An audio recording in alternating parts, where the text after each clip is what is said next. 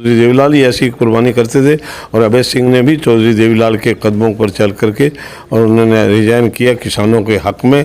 आज किसान कितने दिनों से दुखी हैं, बैठे हैं। पहले उनके पास सर्दी थी, उसके बाद में गर्मी आई, सर्दी गर्मी को सहन करते हुए वहाँ बॉर्डरों के चौधरी देवीलाल जी के भगत थे जी। और रूड़ी बाई इलेक्शन में मेरे पिताजी ने चौधरी देवीलाल जी की इमदाद की थी और उस टाइम से उनके साथ अच्छे उनके 9 एमएलए बचे थे जी, जिनमें से 9 में से मैं भी एक एमएलए था। और उस time Chaudhary Devilal ji Meham by election चुनाव लड़ रहे थे, तो उसमें जब भाषण दिया करते तब हम स्टेज पे थे, जैसे बापूजी के 3 बंदर की बात कहते हैं, वही एक बात ऐसी थी कि चौधरी देवीलाल ये कहा करते थे भाई ये मेरे नवरत्न ईमानदार विधायक बनना चाहता हूँ, इसलिए मैंने किसी भी बात की परवाह न करके मैंने चौधरी देवीलाल जी जनता की आवाज़ में आपका स्वागत है। मैं दीपक शीला सहयोगी बंसी के साथ इस वक्त हम मौजूद हैं हरियाणा के एलनाबाद के अंदर। एलनाबाद के एक आज खास पर्सनैलिटी से आपको मिलाने जा रहा हूं, जिसने एक उनका अलग से ही नज़रिया जो एलनाबाद और पूरे हरियाणा के अंदर उनका जो खास रुतबा रहता है, वो मेरे साथ में चौधरी भागीराम जी एलनाबाद विधानसभा क्षेत्र से 5 बार विधायक रह चुके हैं और एक बार मंत्री पद भी चौधरी देवीलाल की सरकार के अंदर इनको मिला।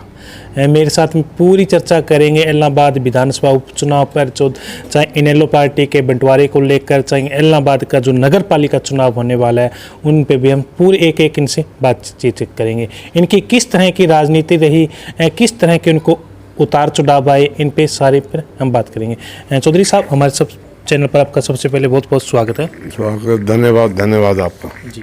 चौधरी साहब, सबसे पहला मेरा यही सवाल है, कब आप एमएलए बने, कब आपको टिकट थमाई चौधरी देवीलाल? बताते हैं कि काफ़ी किस्से सुनने को मिलते हैं क्षेत्र के अंदर कि चौधरी देवीलाल के अंदर आपके नवरत्नों में आपका नाम लिया जाता है।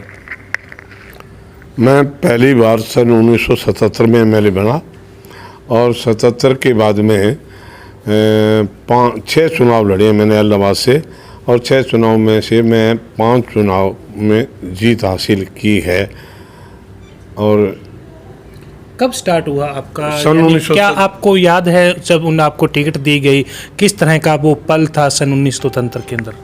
1977 में सही मायने में तो ना तो मैंने टिकट मांगी थी और ना मेरा कोई इरादा था, पर चौधरी देवीलाल जी और ओम प्रकाश चौटाला एकदम से रिजर्व कॉन्स्टिट्यूंसी बनी एलनाबाद और उसके बाद में एक एससी कैंडिडेट की तलाश में वो थे। कई लोगों के नाम आए, उसमें केसर राम जी का बेटा मनीराम का भी नाम था, कई और लोगों के नाम भी थे और लास्ट के अंदर मेरे पिताजी चौधरी देवीलाल जी के भगत थे जी। और रूड़ी बाई इलेक्शन में मेरे पिताजी ने चौधरी देवीलाल जी की इमदाद की थी और उस टाइम से उनके साथ अच्छे उनके लिंक थे भी। एससी जो है ना वर्कर जो है ना हमारी चौधरी देवीलाल जी कहते थे भी मेरी इमदाद करने के लिए आए हैं यहाँ रोड़ी में, तो उस टाइम की पहचान थी। उस पहचान के अंदर ही उन्होंने कोई पता किया कि श्री पतराम का के कोई बेटा है जी, तो फिर आपका नाम आया, मेरा नाम आया। 1977 के अंदर आपने पहला इलेक्शन लड़ा। उस वक्त आपके कौन सामने था चौधरी साहब? मेरे सामने सही महीने में तो था टिकट जिसको मिली थी कांग्रेस की, वो तो अपना नॉमिनेशन ही रिजेक्ट हो गया था उसका। और उसके बाद में एक सखी राम का नाम आदमी था, लड़का, जिसको चुनाव का सिंबल मिला कांग्रेस का। और मनीराम जो है वो इंडिपेंडेंट चुनाव लड़ रहा था। तो मुकाबला जो था वो मेरे बीच में, जनता पार्टी के बीच में और इंडिपेंडेंट मनीराम के बीच में मुकाबला था और उसमें मैं चुनाव जीता और मनीराम केहरवाला जी और आपका, यानी आपके सामने ज़्यादातर वही चुनाव लड़ते थे। वो आज इस टाइम दुनिया के अंदर नहीं है। वो किस तरह के आदमी थे, किस तरह का उनका उठ बैठ आपके साथ में रहता था? नहीं, मेरे साथ में तो कोई लंबा चौड़ा कोई ऐसा था नहीं और मेरी हमेशा से एक नेचर रही है, चाहे मनीराम मेरे सामने चुनाव लड़ता रहा है, पर मैंने कभी भी बदले की भावना या भाई ये आदमी मेरे सामने चुनाव लड़ता रहा है, मैं इसको परेशान करूं या ये करूं, या किसी ने वोट नहीं दिया उसको परेशान करूं, ऐसी मेरी नेचर नहीं थी कभी भी। हमारा आपस में ठीक ठाक चलता रहा, कोई ऐसी बात नहीं है। हमारे दर्शक जानना चाहते हैं कि चौधरी देवीलाल के नवरत्नों में आपका जो नाम लिया जाता है वो क्या किस्सा था चौधरी साहब? ऐसा था कि ये सन 1982 में जी मैं सिरसा जिला से एक ही चुनाव जीत के आया था। जी और जब हम तपासे के पास, गवर्नर के पास चौधरी देवीलाल जी गए अपने विधायकों को लेकर के, उस टाइम हम तकरीबन 51-52 की संख्या हमारी थी। और ऊपर से दबाव की वजह से भजन लाल को पहले दिन और दिला दी। पहले दिन वो दिलाने के बाद में जो है ना हम सारे इकट्ठे होके वहाँ से चल पड़े। और फिर उसके बाद में एक दो सेल परचेज होते रहे। और लास्ट के अंदर है हम 9 MLA बचे थे, जिनमें से 9 में से मैं भी एक MLA था। और उस time Chaudhary Devilal ji Meham by election चुनाव लड़ रहे थे, तो उसमें जब भाषण दिया करते तब हम स्टेज पे थे, जैसे बापूजी के 3 बंदर की बात कहते हैं, वही एक बात ऐसी थी कि चौधरी देवीलाल ये कहा करते थे भाई ये मेरे नवरत्न है जी, तो उनमें मेरा नाम भी शामिल। सुनने में आया कि चौधरी भजन लाल जी ने नवरत्नों को पूरा अपनी तरफ झुकाने का प्रयास किया गया, लेकिन बड़े बड़े ऑफर भी दिए, लेकिन चौधरी बागीराम जी ने ठुकरा दिए सारों को और चौधरी देवीलाल का साथ दिया। 79 में भी भजन लाल ने सेल परचेज किया था, चौधरी देवीलाल जी के MLAs को परचेज कर करके उन्होंने राज बनाया था। उस टाइम मेरे ऊपर भी तरह तरह की लोभन दिए गए कि भाई मिनिस्ट्री भी देंगे, ये भी करेंगे, वो भी करेंगे, जो जितना मांगो वही मिलेगा।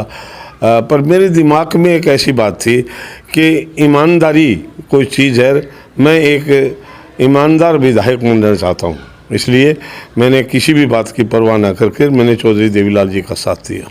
जी, चौधरी देवीलाल जी का भरपूर साथ रहा, उसके बाद आपको शायद मिनिस्टर भी बनाया गया। मैं चौधरी देवीलाल जी जब CM थे 87 में, उस टाइम मैं चौधरी देवीलाल की गवर्नमेंट में पार्लियामेंट सेक्रेटरी था जी। और उसके बाद में ओम प्रकाश जी चौटाला के जब CM बने तब मैं मिनिस्टर था। अलग अलग महकमे मेरे पास रहे, सोशल वेलफेयर महकमा भी मेरे पास था, एक बार मेरे पास PWD भी था, फिर उसके बाद में मेरे पास पब्लिक हेल्थ महकमा भी था। तो चौधरी ओम प्रकाश चौटाला के राज में, मास्टर हुकुम सिंह के राज में भी मैं मिनिस्टर था जी। चौधरी साहब उसके बाद मिनिस्टर भी बन गए, उसके बाद आपने कई और इलेक्शन लड़े, एक बार आपका टिकट भी काट दिया गया है, शायद तक आपका 2005 में टिकट कटा था इनेलो के अंदर। हाँ कटा था, टिकट काट दिया गया था।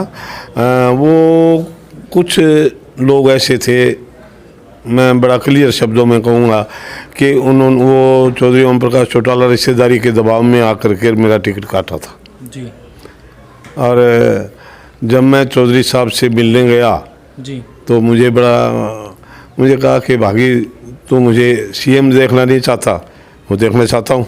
चौधरी साहब ओम प्रकाश जी ने कहा भी तू मुझे CM देखना नहीं चाहता, मैं चाहता हूँ भाई चौधरी ओम प्रकाश चौटाला CM बने, पर बागीराम MLA बनेगा तो भी बनेगा CM है, बागीराम नहीं बनेगा तो कैसे बनेगा? बिल्कुल जी बिल्कुल, एक MLA की जरूरत थी, MLA की जरूरत है जी। तो अब जो आप जिसको टिकट देना चाहते हो वो तो सेल परचेज में चला जाएगा।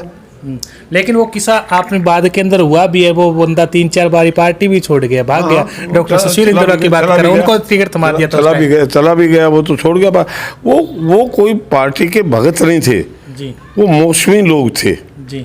मौसमी लोग जो है ना वो दाव तकते हैं, मैं दाव तकने वालों में से नहीं था। मेरी टिकट काटने के बाद भी मैं चौधरी देवीलाल जी का भक्त रहा हूँ, आज भी मैं चौधरी देवीलाल जी का फैन हूँ। और मैं मरती बार भी बच्चों को ये कह के जाऊँगा भी जब तक ओम प्रकाश चौटाला जीता है तब तक इनको छोड़ना नहीं है जी। चौधरी देवीलाल का कोई किस्सा याद है जो आप कभी उनके साथ में रहे हो, या कुछ आपने उनसे अलग से आपको कुछ बोलते थे या प्यार से आपको वो कुछ कहा करते थे? चौधरी देवीलाल मुझे बागी के नाम से पुकारते थे, बागीराम कभी नहीं कहा। अच्छा, बागी प्यार का नाम उनके सामने मेरा था कि बागी। और बागी कैसे है, बरसात हुई कि नहीं हुई, फसलें कैसी है, ये है वो है, ये बातें होती थी। इसके बीच के अंदर है, एक बार मैं और थोड़ा सा आपको लेके जाऊँ। बताइए। मैं पार्लियामेंट सेक्रेटरी था चौधरी देवीलाल जी के राज में, तो पार्लियामेंट सेक्रेटरियों को हटा दिया। हटाने के बाद मुझे कॉन्फेड का चेयरमैन बनाया। अच्छा जी। कॉन्फेड का चेयरमैन बनाया। जब मैं सही मायने में तो मैं कॉन्फेड के चेयरमैन रहने में इच्छुक नहीं था जी। भी, मैंने नहीं रहना। और मैंने फिर उस टाइम मेरा मित्र था मलकीत सिंह खोसा, जी। मैंने उसको चेयरमैन बनाया। और चेयरमैन बना करके मैं चौधरी देवीलाल के पास जब लेके गया तो चौधरी रणजीत सिंह मुझे कहता है कि भागीराम, इस शब्द उसने बद्धे शब्द यूज किए। अच्छा, मलकीत खोसा के बारे में। हाँ, जब भी कांग्रेस के नेता है, कांग्रेस के नेता है, तो उन्होंने कहा इसको मत बना, बाकी किसी को बना दे। मैं कहा नहीं, मेरा मित्र है, मेरा दोस्त है, मैं इसके साथ गद्दारी नहीं करूँगा। इसको मैं चौधरी देवीलाल के पास लेके गया और चौधरी देवीलाल एक बार इनकार कर गए कि नहीं, तुम नाराज़ है, मैं नहीं नाराज़ नहीं हूँ, पर मगर चौधरी साहब मैं आपको एक बात कह रहा हूँ कि हमारा रोड़ी बाई चुनाव है, हल्का है वो पंजाबी है, सरसा में पंजाबी है, इलाहाबाद में पंजाबी है। आप पंजाबियों में जा कर के ये कहेंगे कि मैंने तुम्हारे सरदार मलकीत सिंह को मैंने चेयरमैन बनाया, इसमें आपकी इज्जत बनेगी। तो चौधरी देवीलाल ने मुझे थापी दी, शाबाशी दी कि शाबाश, बहुत बढ़िया। उस टाइम केवी सिंह साथ में बैठा था, डॉक्टर केवी सिंह, हाँ OSD टू CM। तो उसको कहता है केवी, उसको भी केवी कहा। केवी अगर ऐसे मेरे पास MLA हों तो यार मैं कभी सारी उम्र CM रहूँगा। अच्छा, आपकी तारीफ की यानी? तारीफ की, हाँ, बहुत बढ़िया। ये अलग बात है कि उसने मेरे साथ गद्दारी की, मलकीत ने। जी। पर मैंने दोस्ती निभाई, उसने मेरे साथ गद्दारी, मेरे साथ नहीं, उसके बाद उस मलकीत सिंह ने इसके मंजाम के साथ भी गद्दारी की, उसके बाद ओम के साथ भी गद्दारी की। अब उन सबको छोड़ के अब कहीं और ही कोई पता ही नहीं, नई खिचड़ी पका रहे हैं कहीं। चौधरी साहब, चौधरी देवीलाल के बाद में ओम प्रकाश चौटाला जी आते हैं और उन्हीं का यानी चौधरी देवीलाल जी का लगाया हुआ पौधा इनेलो है, और इनेलो ने आपने भी बहुत ज़्यादा सींचा है। आज इनेलो के 2 गठन बन गई, तो आपको कमजोरी नहीं आई, दुख नहीं होता कि चौधरी देवीलाल का लगाया हुआ पौधा है जो इस तरह बंट रहा है, इस तरह सूख रहा है? हाँ, दुख ही है, दुख है, हर कार्यकर्ता दुख है। और 2 फाड़ होने से जो अच्छे कार्यकर्ता है, जो मौसमी हैं, वो तो शायद ना दुखी होंगे, पर जो अच्छे कार्यकर्ता हैं, चौधरी देवीलाल के भगत हैं, फैन हैं, वो सारे के सारे दुखी हैं। और उन सब की इच्छा है कि ये सब सारा का सारा कुआं इनका इकट्ठा हो। जी। तो चौधरी ओम प्रकाश चौटाला जी अभी तो है मौके पर, इतनी उम्र के अंदर वो इतना अच्छा काम करे पार्टी के लिए, आपको क्या लग रहा है चौधरी साहब, वो चौधरी ओम प्रकाश चौटाला इनेलो पार्टी को दोबारा स्टैंड कर पाएंगे? बिल्कुल बिल्कुल, चौधरी ओम प्रकाश चौटाला बड़ी अनथक मेहनत कर रहे हैं, और ये जो है ना, मेहनत जो है ये फल देगी। जी। उसके बाद अभय चौटाला की बात करूं, अभय चौटाला भी यहाँ के एलनाबाद से लगातार विधायक रह रहे, 3 प्लान से बनते आ रहे। अब की बार उन्होंने किसानों के साथ में आकर इस्तीफा दिया, यानी 3 काले के खिलाफ, उनको आप किस नज़रिए से देखते हो? नहीं, अभय सिंह ने बहुत कुर्बानी वाला काम किया है। कोई भी आदमी इतना स्टैंड नहीं ले सकता। ये सही मायने में चौधरी देवीलाल जी ने डिप्टी प्राइम मिनिस्टर को ठोकर मारी, या चौधरी चरण सिंह के मामले को अपना CM पद उनको छोड़ना, त्यागना पड़ा, इस्तीफा देना पड़ा।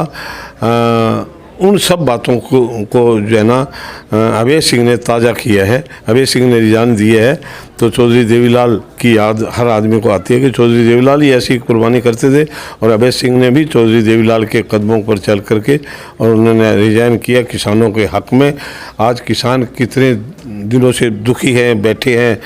पहले उनके पास सर्दी थी, उसके बाद में गर्मी आई, सर्दी गर्मी को सहन करते हुए वहाँ बॉर्डरों के ऊपर बैठे हैं। उनका साथ देने के लिए अभय सिंह ने बड़ा कदम उठाया। जी। चौधरी साहब की बात करें, चौधरी देवीलाल जी की बात, लेकिन उन्हीं के बहसन चौधरी रणजीत सिंह उनके बेटे हैं, उनके पोते दुष्यंत चौटाला, अजय चौटाला, वो उनके अभी जो सत्ता के अंदर बीजेपी सरकार उनका साथ दे रहे हैं। और हाल ही के अंदर आपको ध्यान में होगा, चौधरी साहब ने प्रधानमंत्री मोदी जी से भी बातचीत की थी कल। तो ये उनका पारिवारिक मामला है, आप इस मामले में क्या कहना? लेकिन उनका वो चौधरी देवीलाल की नीतियों पर असल में चल रहे हैं क्या चौधरी साहब? आप उनके साथ में रहे हो। नहीं, चौधरी देवीलाल की नीतियों पर नहीं चल रहे, जी नहीं चल रहे। चौधरी देवीलाल की नीतियों पर तो अभय सिंह ही चला है, जी। इसमें कोई शक की बात नहीं है। अभय सिंह चल रही है, अभी इलाहाबाद का बाई इलेक्शन आने वाला है, तो वो इलेक्शन किस तरह का अब की बार इलेक्शन बनने वाला है? बहुत बढ़िया, बहुत अच्छे मार्जिन से अभय सिंह चुनाव जीतेगा, कोई दिक्कत की बात नहीं। इलाहाबाद की, जहाँ तक इलाहाबाद की बात है, तो इलाहाबाद में किसी ने क्या किया है, राज चाहे कांग्रेस का रहा हो चाहे बीजेपी का राज है 6-7 साल से, पहले कांग्रेस का 10 साल से कांग्रेस का राज था। आज भी लोग जो है ना, चौधरी देवीलाल के टाइम को, चौधरी देवीलाल, ओम प्रकाश चौटाला की सरकार, आपके द्वार के कामों की, इलाहाबाद में लोकल कामों की, जहाँ तक मैंने पहले बताया आपसे कि भी इलाहाबाद में जो हमारे टाइम में जो हुआ इलाहाबाद लोकल में, उसके बाद में आज तक कोई, आज कोर्ट कचहरी की बात आएगी तो ये चौधरी ओम प्रकाश चौटाला सीएम थे तब बनी है। बस अड्डे की बात है, चौधरी ओम प्रकाश चौटाला के टाइम में बना है। रेस्ट हाउस चौधरी ओम प्रकाश चौटाला के टाइम में बना है। हॉस्पिटल चौधरी ओम प्रकाश चौटाला के टाइम में बने हैं। इलाहाबाद को चारों तरफ से सड़कों से जोड़ने वाली सारी सड़कें, टोटल सड़कें, मैं एक भी सड़क का नाम कोई दूसरी पार्टी का, ना कांग्रेसी बता सकता और ना कोई बीजेपी का आदमी बता सकता कि ये मैंने किया, हमने, हमारे राज्य में ये हुआ है। इलाहाबाद में सिवाय झूठे नारे, झूठे वायदे ये किए हैं, और कोई कुछ भी इलाहाबाद में डेवलपमेंट के नाम में कोई चीज़ उन्होंने नहीं की। चौधरी साहब, उसके बाद नगर पालिका के भी चुनाव आने वाले हैं, और ख़ास तौर पर आपके बेटे एडवोकेट सुरेंद्र कुमार का नाम काफ़ी जो धड़ाक से इलाहाबाद क्षेत्र के अंदर लिया जा रहा है, क्या वो कितना का सच है कि अगर चौधरी भागीराम जी हैं जो अपने बेटे को मैदान में उतारेंगे? नहीं, ये भागीराम की और बेटे की बात नहीं है, ये मामला है पार्टी का। लेकिन लोगों की भावना है चौधरी साहब, लोगों की भावना है कि ये जो ऐसी अभी सीट रिजर्वेशन हो, या तो चौधरी भागीराम जी इसके असली हकदार है और उनको हक मिलना चाहिए।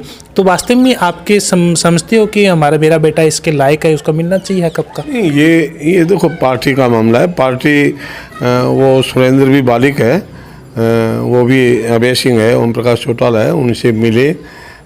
अगर वो पार्टी का टिकट देते हैं, जिसको भी देंगे मैं उसकी फेवर करूँगा, चाहे सुरेंद्र को दें और चाहे किसी भी कार्यकर्ता को टिकट दें, जिसको भी पार्टी का सिंबल मिलेगा, पार्टी की तरफ से जो उम्मीदवार घोषित होगा, भागीराम उसकी इमदाद करेगा तन मन धन से। लेकिन अभी बात कर रहे हैं कांग्रेस पार्टी के, इलाहाबाद के अंदर कांग्रेस पार्टी के जो मेन जो लीडर हैं वो इकट्ठे होने का प्रयास कर रही हैं, और दिन रात जो मेहनत कर रहे हैं कांग्रेस पार्टी का लोग, वो भी क्या कांग्रेस इनेलो से फ़ायदा उठा पाएंगे कि अपनी तरफ वोट खींच पाएंगे कांग्रेस वाले? इलाहाबाद का चुनाव, देखो मैं बताऊँ आपको, इलाहाबाद की हिस्ट्री हमेशा से ऐसी रही है कि इलाहाबाद ने हमेशा एक बार को छोड़ करके, एक बार मनीराम चुनाव जीता था, एक बार को छोड़ करके बाकी सारे चुनाव जो है ना, एमएलए जो है चौधरी देवीलाल को एमएलए बना करके दिया है। चाहे प्रताप सिंह बना था, चाहे ओम प्रकाश चौटाला बना, चाहे भागीराम बना, चाहे अब अभय सिंह बन रहा है। इलाहाबाद में आपको एक पीछे की बात ले जाऊँगा कि सन 1982 में पर्टिकुलर दिल्ली से इंदिरा गांधी एक डिक्टेटर मुख्य प्राइम मिनिस्टर थी, और उसके सामने एक बात चली थी कि इलाहाबाद में मुकाबला है, बाकी हम 4 सीट जीत रहे हैं, इलाहाबाद में अगर आप टाइम दे दो तो इलाहाबाद की सीट दे दें।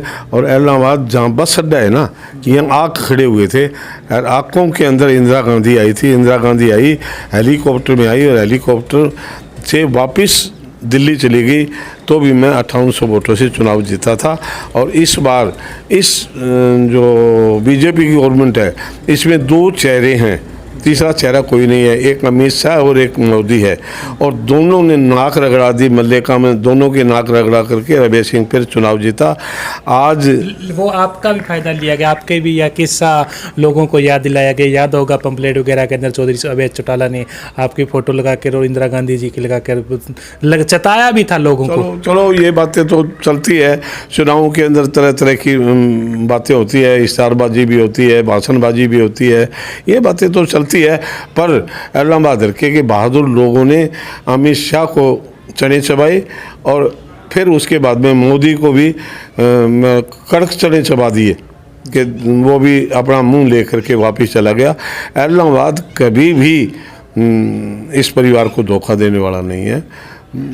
अवैध सिंह बहुत तगड़े मार्जिन से चुनाव जीतेगा। चलो शुक्रिया चौधरी साहब, बातचीत करने के लिए हमारे चैनल पर बहुत बहुत धन्यवाद। धन्यवाद आपका। चलो, ये थे मेरे साथ में चौधरी भागीराम जी, जो पूर्व में मंत्री रहे हरियाणा सरकार के अंदर, जिन्होंने मेरे साथ में बातचीत की।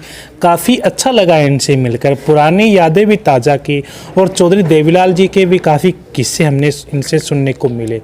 किस तरह इनकी लगी जो बातें आपको हमने बताई, तो कमेंट करके ज़रूर बताएं, ताकि अगली बार जो चौधरी साहब के पास में आऊँ तो इन कमेंटों का मैं जवाब जान सकूँ। तब तक हमारे साथ बने रहिए, हमारे चैनल को लाइक कर लीजिए ताकि आपको हमारी न्यूज़ हमारे चैनल के माध्यम से मिलते रहे। धन्यवाद।